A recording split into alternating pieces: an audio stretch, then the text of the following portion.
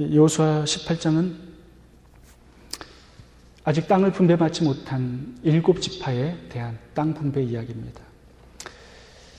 5지파는 이미 땅을 분배받았습니다. 이스라엘이 전쟁을 7년 동안 했는데요. 끝난 다음에 3년이 지난 시점입니다. 여호수아 18장이. 그 3년 동안에 5지파가 땅을 분배받았고 땅을 분배받지 못한 7지파가 남았습니다. 베냐민, 시므온, 스불론, 이사갈, 아셀, 납달리, 단. 이 지파들이 땅을 분배받지 못한 이유는 오늘 본문에 보시면은 지체했기 때문에 그렇다라고 말씀합니다. 3절을 보시겠습니다. 3절. 7지파들에 대한 꾸중과 책망의 말씀이 나옵니다. 여호와께서 너희에게 주신 땅을 점령하러 가기를 어느 때까지 지체하겠느냐. 땅 분배에 너무 소극적이고 수동적인 자세를 취했다라는 것입니다. 이 7지파는요. 하나님이 주신 이 땅의 기업에 별로 관심이 없습니다.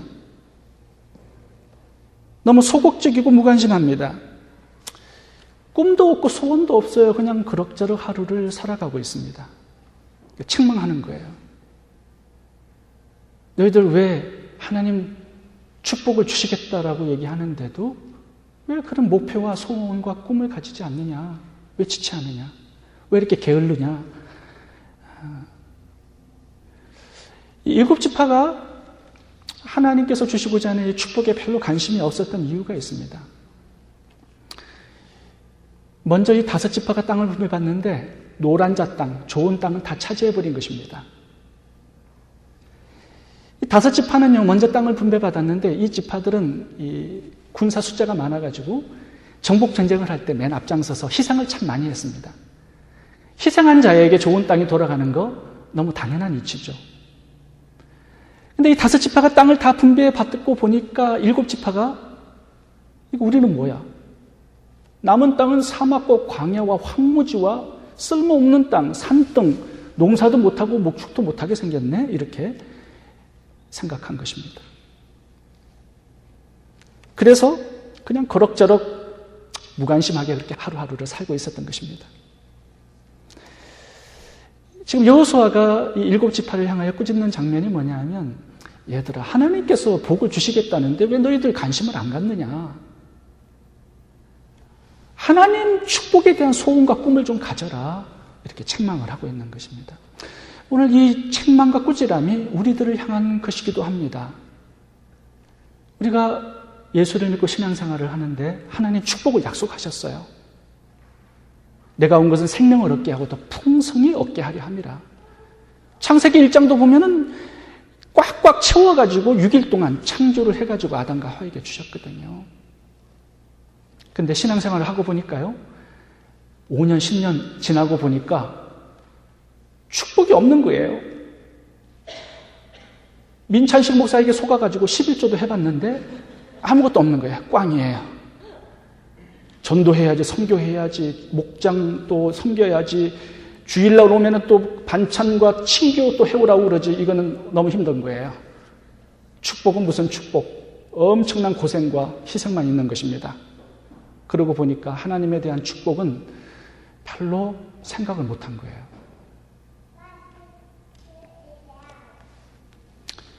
우리가 병이 좀 오래 이렇게 들잖아요.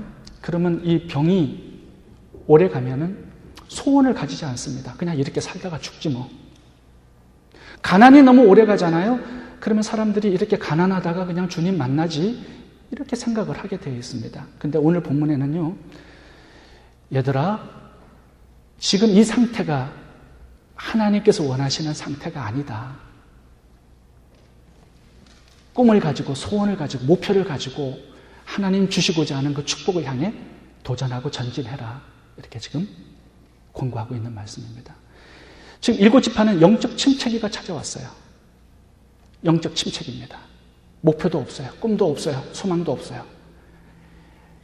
5지파가 땅을 분배받은 그 옆에 들러붙어가지고 그럭저럭 하루하루를 살고 있는 것입니다. 이런 영적 침체기가 온 성도들에게 하나님은 그 영적 침체기를 고치고 새롭게 하시고 하나님께서 주시고자 하는 그 축복을 다시 한번 주고 싶어 하시는 거예요. 여호수아는 세 가지의 전략을 가지고 영적 침체기에 빠진 이 7지파를 건져 올려서 하나님의 땅을 축복으로 기업으로 나누어 줍니다. 여러분, 우리가 영적 침체기에 빠질 수 있습니다. 다시 한번 회복해야 합니다. 하나님께서 주시고자 하는 축복을 나의 것으로 붙들어 누려야 합니다. 어떻게 해야 할까요? 오늘 여호수아가 사용한 세 가지 방법을 한번 살펴보도록 하겠습니다. 첫 번째는 예배입니다. 예배를 통하여서 7지파의 영적 침체기를 다시 한번 새롭게 끌어올리고 하나님의 땅을 기업으로 나눠주는 장면을 오늘 본문에서 볼 수가 있습니다. 1절과 2절을 보겠습니다. 이스라엘 자손의 온 회중이 실로에 모여서 거기 회막을 세웠으니, 예전에는 길갈이 본부였습니다. 길갈이 수도였어요. 이 길갈은 여리고성 바로 옆에 있었던 도시인데 이 길갈을 중심으로 이스라엘 정복의 역사를 한 것입니다. 그런데 이 수도를 이제 길갈에서 실로로 옮기는 겁니다. 실로로 옮겨서 제일 먼저 한 게 뭐냐면 성전을 세웠다라는 거예요. 회막, 텐트 오브 미팅, 하나님을 만나는 장소인 이 성전을 세우는 이 일부터 시작을 했다라는 거예요. 2절을 보시면은 그 후에 땅의 기업을 이제 7지파에게 나눠주는 장면이 나오는 것입니다. 여호수아가 무엇을 목적했을까요? 이 7지파에게 필요한 것은 예배다라고 생각한 겁니다. 침체되고 꿈도 없고 소망도 없는 그 영혼들을 다시 한번 하나님 앞에 세워서 힘있게 해주기를 원했던 거예요. 예배를 통해서. 여러분, 실로는 가나안 땅의 중앙입니다. 이 중앙에 본부를, 수도를 옮겨서 모든 지파들이 다 가깝게 성전에 찾아와서 예배할 수 있도록 한 거예요. 여호수아 장군은 예배가 하나님의 축복을 누릴 수 있는 비결이다라는 사실을 알고 예배를 지금 회복하고 있는 것입니다. 여러분, 성경에는 이 예배가 나오는 단어에 항상 복이 따라 나옵니다. 그래서 이 예배의 자리가 하나님의 복을 받는 자리예요. 출애굽기에도 보시면 이런 말씀이 있습니다. 내 이름을 기념하는 그곳에 내가 강림하여 복을 주겠다고 약속합니다. 예배와 복이 늘 함께 갑니다. 안식일을 구별하여 복되게 하셨다고 창세기 2장에는 말씀하세요. 그러니까 복과 예배가 함께 나오는 거예요. 이 자리가 아무것도 아닌 자리가 아닙니다. 하나님께서 우리의 영혼을 만지시고 영혼을 회복시키셔서 6일 동안 살아가는 우리의 일상생활에 복을 주시는 그런 시간이에요. 여러분, 솔로몬을 봐보시면 구약에 가장 많은 축복을 받은 사람입니다. 근데 솔로몬이 왕이 된 다음에 제일 먼저 한 것이 1000번제를 드리는 것이었어요. 여기에서부터 그의 이야기가 출발합니다. 1000번제 예배를 딱 드렸는데요. 생각해 보세요. 16살에 왕이 되었습니다. 해야 할 일이 산더미처럼 밀려 있어요. 인재들도 동용해야 되죠. 그동안 솔로몬이 왕이 될 수 있도록 미뤄졌던 사람들을 동용해서 한 자리씩 나눠줘야 돼요. 솔로몬을 반대했던 파들을 정리해야 됩니다. 군사력, 경제력 정립해야 됩니다. 모든 것들을 다 제쳐놓고 예배부터 드려요. 솔로몬이 잘한 게 이것이었습니다. 하나님께서 나타납니다. 솔로몬아, 내가 참 기쁘다. 만사를 제쳐놓고 나에게 예배 드리는 너의 모습이 참 기쁘다. 내가 너에게 뭘 해줄까? 너 구해봐. 솔로몬이 지혜를 구합니다. 그래, 네가 구하지 않았던 부귀영화도 함께 몰아줄게. 이스라엘 역사상 가장 부강한 나라를 이루어요. 여러분, 우리가 열심히 노력해서 복을 만드는 사람이 있고요. 하나님께서 복을 밀어주는 사람이 있어요. 어떤 사람이 더 좋습니까? 느헤미야가 이 방법을 알았어요. 느헤미야도 70년의 포로 생활을 했던 이스라엘 백성들을 이제 조국에 몰아놓고 제일 먼저 한 게 뭐냐면요. 양문을 수축합니다. 양문. 제사 드리기 위해서 양을 끌고 오는 그 문. 그 바로 앞에는 성막이 있어요. 성막으로 지탱하는 그 양문을 먼저 고쳐요. 그래서 이스라엘 백성들이 다른 모든 것 다 제쳐놓고 예배부터 드리게 했단 말입니다. 안식일을 제정하고 절기를 회복하고 해서 예배부터 드려요. 그렇게 했을 때 하나님께서는 포로 생활에 찌들어 있는, 시들어버린 가난한 그 백성들을 만지시기 시작합니다. 복을 주세요. 이스라엘의 건국의 축복을 주시는 것입니다. 여러분, 부럽지요? 복 받는 사람 보면 부러워요. 저는 구약에서 제일 부러운 사람이 아브라함입니다. 아브라함은 5가지의 축복을 그냥 받았어요. 창세기 12장을 보세요. 너에게 큰 민족을 이루게 하겠다. 복을 주겠다. 너 이름을 창대케 하겠다. 축복권과 저주권을 너에게 주겠다. 모든 열방이 너를 통하여 복을 얻겠다. 열방을 축복하려면 얼마나 큰 복을 가져야 되겠습니까? 이 5가지의 축복을 약속하셨어요. 그런데 창세기 12장 후반부를 보시면 이 5가지의 축복을 하나님이 약속해 줬는데 이 축복을 만드는 것은 내가 해야 돼요. 하나님은 약속만 해 주셨습니다. 아브라함이 이 5가지의 축복을 자기 것으로 만들어 나아가는 비결을 창세기 후반부에 보시면 단을 쌓았더라. 가는 곳마다 단을 쌓았더라. 예배 드려요. 예배. 이 예배가 하나님께서 약속하신 축복을 나의 것으로 만드는 비결입니다. 누리는 비결이에요. 아브라함이 한 것 다른 거 없습니다. 아브라함의 이야기를 봐보시면 전부 다 토단을 쌓고 예배 드리는 이야기밖에 나오지 않아요. 창세기 후반부 봐보세요. 이삭도 그거 본받아가지고 토단을 쌓고 예배를 드려요. 야곱도 그래요. 그의 후손들을 전부 다 예배하는 사람들로 만들어줍니다. 복을 받아요. 아브라함의 가장 큰 예배는 독자 이삭을 잡아서 모리아산에 번제로 드리는 이 예배였습니다. 하나님께서 거기에 나타나서 또 복을 주세요. 여러분, 예배의 자리, 이게 복 주는 자리입니다. 아브라함처럼 복을 받고 싶죠? 아브라함처럼 복을 받으려면요, 아브라함처럼 예배를 드려야 돼요. 아브라함의 예배를 자세히 살펴보면 3가지가 있습니다. 첫 번째는 아브라함의 예배를 봐보면요, 아브라함은 횟수가 많아요. 가는 곳마다 단을 쌓았더라. 가는 곳마다 단을 쌓았더라. 예배 횟수가 많아요. 여러분, 주일 예배 한 번 딱 드리고 돌아가서 자기 일 하는 사람 좋습니다. 근데 새벽 예배도 나오고 수요 예배도 나오고 목장 예배도 나오고 자꾸 하나님을 찾아서 예배하러 나오면요, 그 횟수가 많아질수록 하나님은 강림하여 복을 주시겠다고 약속하시지 않습니까? 복의 분량도 많아지는 것이죠. 한국 가보면 예배가 되게 많습니다. 새벽 예배, 주일 오후 예배, 3일 예배, 구역 예배, 금요 철야 예배, 또 돌 예배, 결혼 예배, 약혼 예배, 임종 예배, 장례 예배, 개업 예배, 전부 다 예배로 모든 걸 시작해서 예배로 마쳐요. 저는 그거 좋다고 생각합니다. 없는 것보다 낫지 않습니까? 횟수가 많아요. 아브라함의 예배를 보면. 두 번째는요, 아브라함이 열악한 환경이었습니다. 본토 아비집을 떠나서 방랑자의 생활을 해서 안정된 생활이 아니었습니다. 그렇게 힘들고 어려운 고난의 역경의 나그네의 생활 속에서도 이 예배의 우선순위를 둬요. 힘들고 어려운 그런 순간순간 속에서도 여러분, 예배를 우선순위로 삼을 때 아브라함처럼 복을 받는 사람이 되는 것입니다. 여러분, 3번째는 아브라함은 제물을 드리는데 제물이 하나님 보시기에 참 흡족했습니다. 아들 이삭을 잡아요. 최상의 제물을 가지고, 예물을 가지고 예배를 드리는 겁니다. 하나님도 독자 예수 그리스도를 우리를 위해서 번제로 잡으시죠. 하나님도 최상의 예물을 우리에게 주셨죠. 예수님도 자기의 목숨을 드리죠. 최상의 예배가 되는 거예요. 동방 박사들도 봐보세요. 황금, 모략, 유황, 참 좋은 예물을 가지고 예배를 드립니다. 그런 예배를 하나님께서 다 이렇게 기록해 두세요. 기쁘다 이거죠, 하나님께서. 이런 예배를 드릴 때 우리는 아브라함 같은 축복을 받는 사람이 되는 것입니다.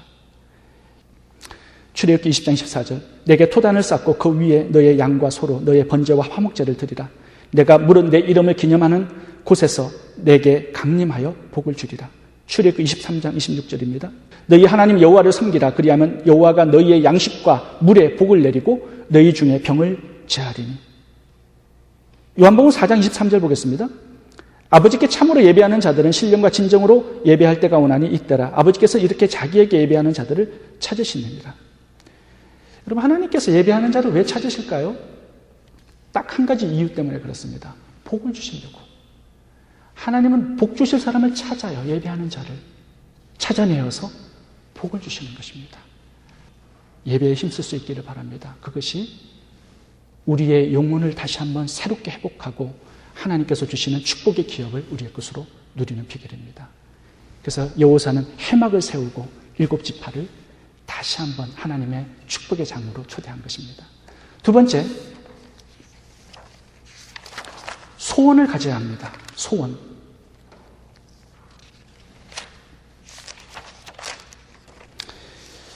오늘 본문에 보시면 그림을 그려오라라고 말씀을 5번 반복해 하고 있습니다. 영적 침체에 빠져있는 이 7지파들에게 한 지파에 3명씩 불러내어서 21명을 아직 정복하지 못한 그 땅으로 정탐하러 보냅니다. 그래서 책을 들고 가서 그림을 니들이 원하는 그런 땅을 그림을 그려가지고 오라고 얘기해요. 내가 그 그림대로 내가 그 땅을 너희에게 주겠다고 얘기합니다. 여러분 6절도 보세요. 4절부터 봅니다. 일어나서 그 땅에 두루 다니며 그 기업에 상당하게 그려가지고 내게로 돌아오라. 6절 거려서 8절 땅을 그려가지고 9절 책에 그리고 그려가지고 너의 소원이 무엇인지 네가 원하는 축복이 무엇인지 그림을 그려가지고 나에게 오라는 거예요. 내가 그것을 주겠다라고 얘기하는 것입니다. 여러분 그림을 그리는 거 되게 중요합니다. 이건 뭐냐 하면은 너의 소원을 네가 원하는 축복을 구체화시키라는 거예요. 구체화.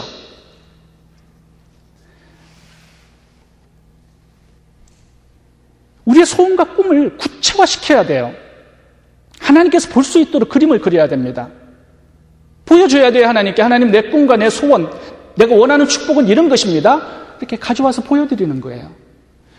여러분 주일 예배 나오시는 거 참 좋습니다. 근데 소원을 가지고 나오지 않아. 이게 엄청난 손해거든요. 꿈을 가지고 나오지 않아. 그냥 두리뭉실 네 소원이 뭐냐 하면 대답을 못해요. 네 꿈이 뭐냐 하면 대답을 못해요. 하나님께 그걸 보여줘야 하나님께서 그걸 이루어 주시는데 구체적인 꿈과 소원, 축복의 내용을 하나님께 가지고 오라는 것입니다. 그럼 하나님께서 그림을 그려서 가져온 그대로 하나님께서 축복해 주시겠다라는 거예요. 우리가 두리뭉실한 소원을 가지면 안 됩니다. 구체적이고 분명하고 뚜렷한 기도 제목, 소원, 꿈, 축복의 내용을 가지고 주일 예배에 나오셔야 돼요. 그래야 하나님께서 이 예배 가운데 그걸 보시고 6일 동안에 그 꿈을 이룰 수 있도록 도우시는 것입니다. 하나님 이번 주간은요 매상이 이렇게 좀 올랐으면 좋겠어요. 그거 그려가지고 오는 거죠. 하나님 이런 사람들을 만나고 싶고요. 또 이런 전도를 대상자들을 만나고 싶어요. 이런 일들을 해보고 싶어요. 부동산이면 부동산, 뭐 세탁소면 세탁소, 델리면 델리, 원하는 그런 꿈과 소원, 축복의 내용들을 하나님께 가지고 오는 게 중요하다는 것입니다. 솔로몬에게 1000번째 예배를 드렸을 때 하나님 물어보세요. 너의 소원이 무엇이냐라고 물어보세요. 그리고 구하라고 얘기해요. 근데 솔로몬은 자기가 원하는 그림을 그려가지고 있었어요. 마음에. 하나님 지혜를 주세요. 내가 나이가 어린데 이 백성들을 내가 어떻게 다스릴 수 있겠습니까? 하나님 지혜를 주셔서 백성들을 하나님의 뜻대로 잘 다스릴 수 있도록 도와주세요. 그래 너 지혜 그거 참 좋은 그림이다. 네가 원하지 않았던 구하지 않았던 부귀영화도 함께 줄게. 덤으로 주시는 축복이 있는 거죠. 소경 바디메오를 예수님께 만났을 때도 소경 바디메오에게 물어봐요. 장님이 눈 뜨는 거 그거 왜 모르겠어요? 주님이 자기를 찾아 나왔을 때 눈 뜨고 싶은 거 아시죠? 근데도 물어보세요. 내가 너에게 무엇을 해주기를 원하느냐? 소경 바디메오는 마음에 그림을 그려가지고 있었죠. 주여 보기를 원합니다. 금방 대답이 나와요. 그래 네 소원대로 네 믿음대로 되라 이렇게 말씀하셨습니다. 수르보니게 여인이 있습니다. 딸이 귀신 들렸는데 나옵니다. 결국에는 고쳐주시는데 주님께서 이렇게 말씀하시는 구절이 있습니다. 딸아 내 믿음이 크도다 이렇게 얘기하시면서 네 소원대로 되리라 이렇게 얘기합니다. 믿음과 소원을 함께 두셨습니다. 여러분 믿음과 소원이 왜 함께 가는 것일까요? 여러분 예를 들어서 대통령을 여러분들이 만난다면 대통령을 그냥 만나는 사람 없어요. 무엇이든지 청탁하려고 만나는 겁니다. 어마어마한 부자를 만났어요. 그 사람에게 부탁할 수 있는 것들이 많은 겁니다. 왕이 주고 싶어요. 너무 부자이기 때문에. 하나님이 그런 분이세요. 우주를 다 소유하셨기 때문에 성도들이, 딸들이, 아들들이 너무 가난하고 너무 힘들게 살아. 그러면 아버지가 찾아 나오는 자녀들에게 뭔가를 주고 싶어 하세요. 아버지의 부유하심을 믿기 때문에 큰 것을 구하는 거예요. 그래서 이 소원을 가지고 나오는 게 네가 나를 참 아버지라고 잘 믿어주는구나. 믿음이 크다라고 얘기하는 겁니다. 근데 아버지께 나왔는데 아무 소원이 없어. 눈깔 사탕도 먹고 싶지 않아. 그거는 믿음이 없는 거예요. 그래서 여러분 예배에 나오면 소원을 가지고 나오는 게 중요해요. 하나님께서 내가 너에게 무엇을 해주기를 원하느냐 할 때 그냥 답이 튀어나올 수 있도록 그림을 그려가지고 나오란 말이죠. 이 땅에서 성공한 사람들을 다 보면 그림이 아주 분명하고 선명합니다. 뚜렷합니다. 세상 사람들도 그 분명하고 뚜렷한 그 소원을 가지고 성공을 이루어 나아가요. 하나님은 소원이 없으면은 뭔가를 주실 수 없는 거예요. 그러니까 기도 제목도 구체적으로 내 소원과 내 축복의 내용들도 구체적으로 분명하게 하나님께 그려서 가져 나오는 게 중요하다는 것입니다. 제가 몇 주 전에 제가 축구를 되게 좋아합니다. 그래서 축구를 좋아하는데 축구 선수 중에 메시가 너무 잘하고요. 그 다음에 호날두라는 선수가 너무 잘합니다. 이 메시는 아르헨티나 선수고요. 이 호날두는 포르투갈 선수입니다. 근데 이 사람들이 1년에 연봉이 얼마냐 하면 500억이에요. 500억. 축구 하나만 잘해도 500억을 버는 것입니다. 메시라는 선수는 750억이에요. 연봉이. 그리고 이렇게 이적을 하잖아요. 한 구단에서 다른 구단으로 이적을 하면은 그 사람을 그냥 불러오는 게 아니라 이 호날두는 1,570억을 받고 이적을 했습니다. 지금 레알 메드리드 그 구단에 소속이 되어서 축구 선수 생활을 하고 있는데 1,570억을 받고 구단을 이적을 했어요. 메뉴에서. 어마어마하게 부자인데요. 저는 호날두의 이야기를 읽고 너무 마음이 아팠습니다. 얼마나 가난한 생활을 했는지. 호날두의 이야기를 여러분들께 좀 읽어드리겠습니다. 한번 좀 들어보시고 도전을 받으실 수 있기를 바랍니다. 나는 빈민가의 외톨이 소년이었다. 나는 빈민가에서 태어났다. 어릴 적부터 가난이 너무나 싫었지만 도망치고 또 도망쳐도 결국 가난은 나를 잡아먹었다. 나의 아버지는 알코올 중독자였다. 아버지가 술을 마시면 나는 너무 두려웠다. 형은 마약 중독자였다. 형은 약에 취해 삶의 의욕도 없었다. 가난한 우리 가족을 먹여 살리는 것은 청소부 일을 하는 우리 어머니였다. 한 달 70만 원의 수입이 전부였다. 청소부 일을 하는 어머니가 난 너무 부끄러웠다. 어느 날 빈민가 놀이터에서 혼자 흑장난을 치던 나에게 보인 것은 저 멀리서 축구를 하는 동네 친구들이었다. 내가 가난하다는 이유로 나를 축구에 껴주지는 않았지만 원망하지는 않았다. 우연히 날아온 축구공을 찼을 때 난 처음으로 희열을 느꼈다. 어머니, 저도 축구가 하고 싶어요. 축구팀에 보내주세요. 철없는 아들의 부탁에 어머니는 당황했다. 자신들의 형편으로는 비싼 축구 비용을 감당하는 것은 불가능한 것이기에. 그렇지만 어머니는 아들의 꿈을 무시할 수 없었고 나와 함께 이곳저곳 팀을 알아봐 주셨다.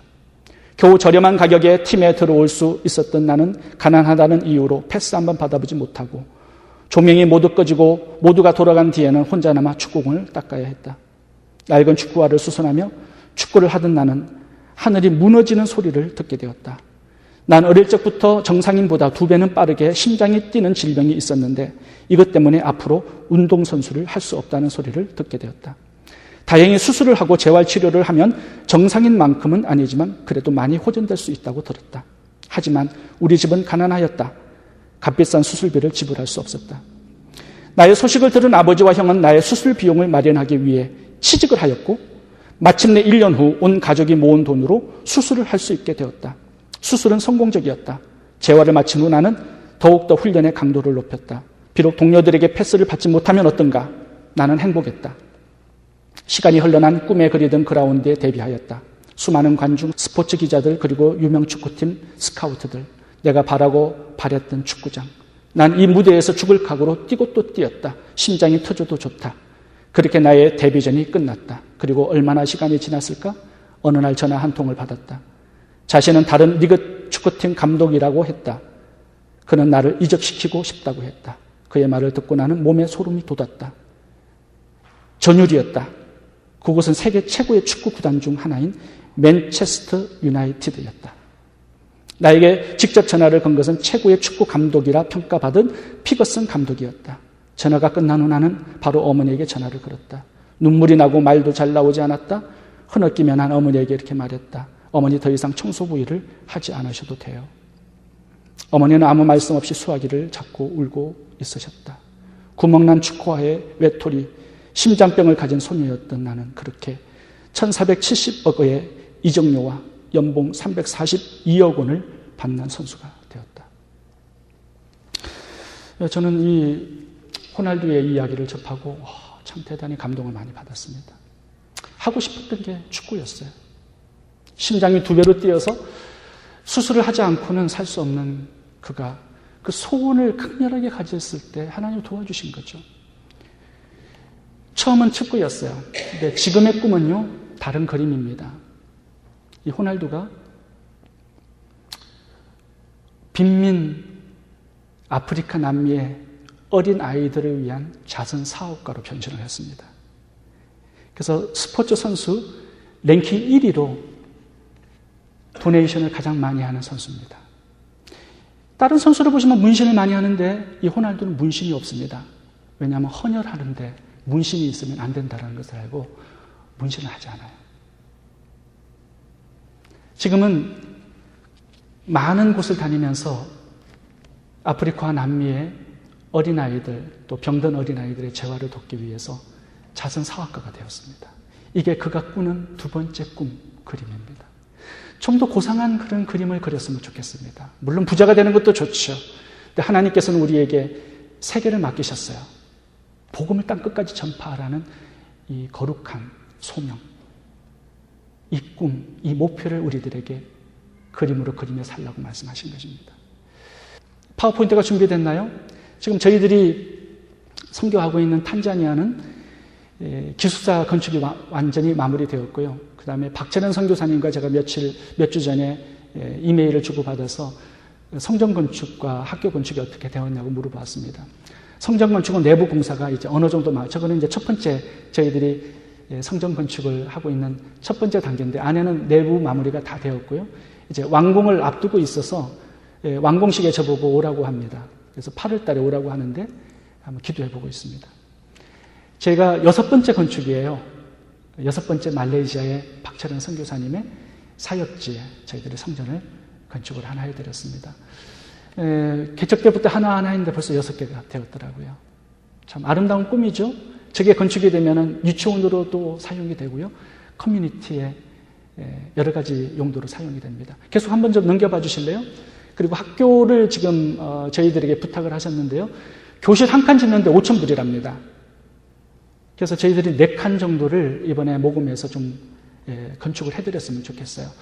아이들은 계속 몰려오고 있는데 교실이 지어지지 않아서 학교가 지금 중단이 된 상태입니다. 지금 이제 저기는 이제 건축을 하려고 기초공사는 다 닦아놨습니다. 그래서 5,000불이 모금이 되면은 한 교실을 만들고 한 교실을 만들고 해서 지금 3교실이 완성이 되었어요. 그리고 우리가 건축해주는 그 성전은요, 차플로 사용이 된답니다. 그리고 동네 사람들을 위한 이제 성전으로도 사용이 되고요. 저렇게 아이들이 공부를 합니다. 완성이 된 교실에서.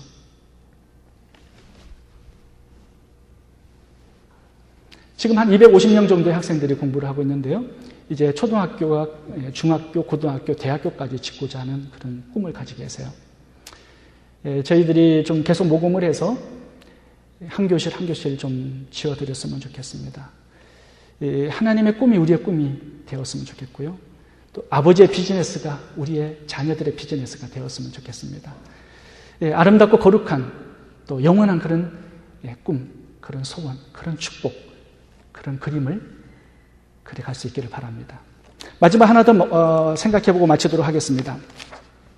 마지막 3번째는 그림을 그려가지고 너희들이 그 그림을 완성시키라고 말씀하지 않습니다. 오늘 본문심은 그림을 그려가지고 오라. 하나님 앞에서 제비를 뽑는 장면이 나옵니다. 뭐예요? 여러분, 예배도 중요합니다. 소원을 가지고 나오는 거 중요합니다. 그리고 그 소원을 하나님께 말해드리는 거, 이게 굉장히 중요하다는 거예요. 기도. 여러분, 하나님께서는 우리의 소원이 무엇인지 다 알고 있습니다. 그런데도 그걸 듣기를 원하세요. 왜냐하면 우리가 말한 그것을 가지고 하나님은 일을 하시기 때문에 그렇습니다.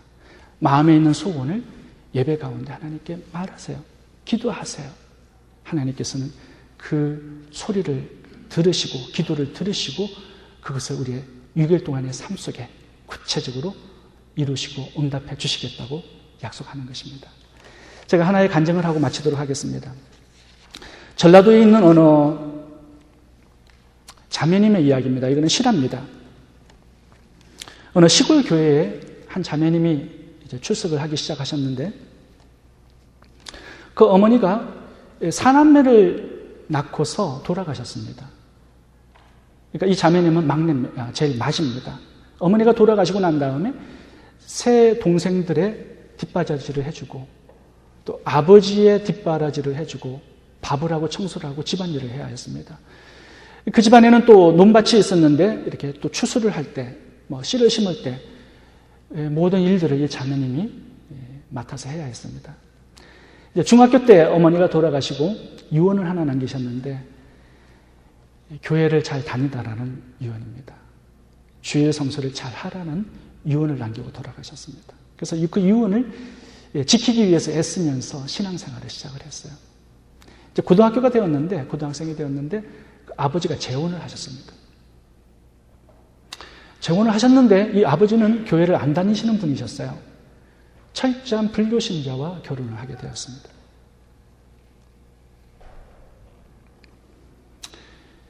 근데 그 새어머니가 집에 들어오시고 난 다음에 종교가 2개 있으면 집안이 망한다라고 얘기하면서 교회를 못 나가게 했습니다. 주일날이 돌아오는 토요일이 되면요, 모든 빨래와 옷을 다 내놓고 일요일날 아침부터 빨래를 하라고 시켰습니다. 근데 이 자매는 교회를 가야 하기 때문에 그 모든 빨래들을 토요일날 밤을 새워서 전부 다 해놓고 주일 아침에는 교회를 갔습니다. 그 어머니가 너무 화가 난 거예요. 내 말을 안 듣거든요. 더욱더 구박과 학대가 시작이 되는 것입니다. 이제 씨를 심고 추수를 할 때면요, 일요일날 같이 추수를 해야 되기 때문에 교회를 가지 말라고 그랬습니다. 근데 교회를 가야 되거든요, 이 아가씨는. 왜냐하면 고등학교 때부터는 초등학교를 가리키는 교사가 되었습니다. 그러니까 어린 아이들을 가르쳐야 되거든요. 그래서 어떠한 일이 있어도 교회를 갔습니다.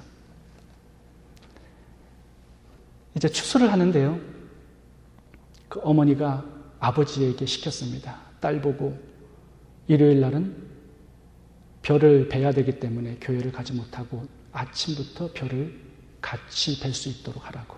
어떻게 해서든 교회를 보내지 않으려고 하는 것입니다. 이 자매가 큰 고통에 시달렸습니다. 주일날 아침이면 교회를 가야 되거든요. 그래서 생각해낸 방법이 토요일날 밤에 논밭에 있는 배를 낫을 새겨 들고 배로 갔습니다. 근데 고등학교 소녀가 얼마만큼의 배를 논에서 베겠습니까? 너무 지치는 거예요. 배를 베는데 주일날 아침에 가려고 하루 종일 이렇게 새벽까지 이렇게 배를 베는데요, 이 낫을 잘못 사용해서 엄지손가락, 왼쪽 엄지손가락에 끝부분을 자르게 된 것입니다. 피가 나오잖아요. 더 뵐 수가 없어요. 교회를 갈 수가 없는 상황이 벌어진 것입니다. 근데 이 자매가 너무나 교회에 가서 어린아이들을 예배하면서 가르치고 싶었기 때문에 무릎을 꿇었습니다. 하나님, 저를 보고 계시죠? 저는 하나님의 말씀을 지키기 위해서 이렇게 노력하고 있어요. 주일날 교회를 가야만 돼요. 제가 손가락을 다쳐서 배를 더 펼 수가 없는 상황입니다. 어떻게 하면 좋습니까? 하나님, 내 기도를 듣고 계시죠? 내 마음의 소원을 알고 계시죠? 도와주세요. 그 교회는요, 걸어서 20분 정도 되는 거리였습니다. 그때가 추수감사절 주일이었어요. 돌아오는 내일이. 추수감사절을 준비하기 위해서 청년 4명이 데코레이션을 하는데 이제 늦으니까 밤을 새면서 데코레이션을 하고 있었던 것입니다. 교회에서 이제 잠을 잔 거예요. 청년 4명이. 새벽녘에 잠을 자는데 한 청년이 갑자기 일어난 거예요. 어떤 소리가 들렸습니다. 내 딸을 도우라 라는 소리를 들은 거예요. 내가 잘못 들었나? 아이들을, 옆에 친구들을 깨웠습니다. 3명을. 무슨 소리가 너희들 들리지 않았니? 아니, 안 들렸는데 내가 잘못 들었나? 잠을 잤습니다. 또 조금 있다가 또 소리가 들리는데요. 이 소리를 4명이 다 들었어요. 다 일어났습니다. 내 딸을 도우라. 아무도 없어요, 밖에는. 우리가 잘못 들었나? 근데 어떻게 4명이 동시에 다 들을 수 있지? 또 잠을 청했습니다. 더 큰 음성이 들렸습니다. 내 딸을 도우라. 벌떡 일어났습니다. 이거는 하나님의 음성이구나. 누구를 도우라는 거지? 밖을 나가 봤습니다. 아무도 없는 새벽녘입니다. 걸어가 봤습니다. 한참 걸어가 보는데 그 자매님이 별을 베는 그 논에까지 도달한 것입니다. 기도하는 소리가 들리는 거예요. 차초증을 알게 되었는데 이미 손이 베어서 피가 많이 난 그 상황이었습니다. 그 청년 4명과 함께 새벽부터 배를 베기 시작했습니다. 교회가 예배가 시작되기 전에 배를 어느 정도 다 하고 볕단을 다 해서 정리하고 교회에 와서 예배를 드린 겁니다. 놀라운 이야기죠. 아침에 일어나 보니까 새어머니와 아버지가 딸이 없어졌어요. 논에 가보니까 낫이 3개가 들려 있고요. 피가 묻어 있는 거예요. 자기 딸이 교회 가기 위해서 표를 베었구나, 손을 다쳤구나 짐작을 했습니다. 아버지가 딸이 예배하는 교회로 왔어요. 어린아이들을 가리키는 모습을 보게 되었습니다. 그리고 교회에 들어와서 옆에 앉아서 함께 예배를 드렸어요. 그날은. 그리고 딸에게 미안하다고 고백을 했습니다. 그리고 네가 아빠를, 엄마를 위해서, 동생들을 위해서, 구원을 위해서 교회에 나올 수 있도록 그렇게 밤에 새벽에 기도하는 걸 내가 다 들었다. 이번 주부터 나도 교회에 다닐란다. 함께 교회에 나가자. 온 식구를 전도한 이야기입니다. 여러분, 하나님께서 안식일을 기억하여 거룩히 지키라고 명령을 하셨습니다. 어머니의 그 딸은 어머니의 유언을 지키기 위해서 고등학교 때까지 그렇게 예배를 드렸어요. 하나님의 말씀을 지키기 위해서 그렇게 노력을 했습니다. 여러분은 얼마만큼 노력하고 계시나요? 얼마만큼 하나님을 예배하는 것을 귀하게 생각하고 계시나요? 무엇보다도 예배를 우선순위에 두고 생활하고 계시나요? 아브라함처럼 그런 역경과 환난과 떠돌이 생활하면서도 예배의 우선순위를 두고 살고 계시나요? 여러분, 예배에 나오시는 것도 좋지만 소원을 가지고 나오세요. 하나님, 이런 그림을 가지고 나왔으니 이 소원, 이 꿈, 이 축복 6일 동안 나에게 이루어 달라고 구체적인 그림을 그려가지고 나오세요. 그리고 기도하세요. 한나가 자식이 없어 예배당에 나와서 기도한 것처럼 기도하세요. 내 소원과 꿈을 하나님께 말해주세요. 하나님은 그것을 듣고 내 소원, 내 꿈, 내 축복을 나의 삶 속에 구체화시켜 주실 것입니다. 기도하겠습니다.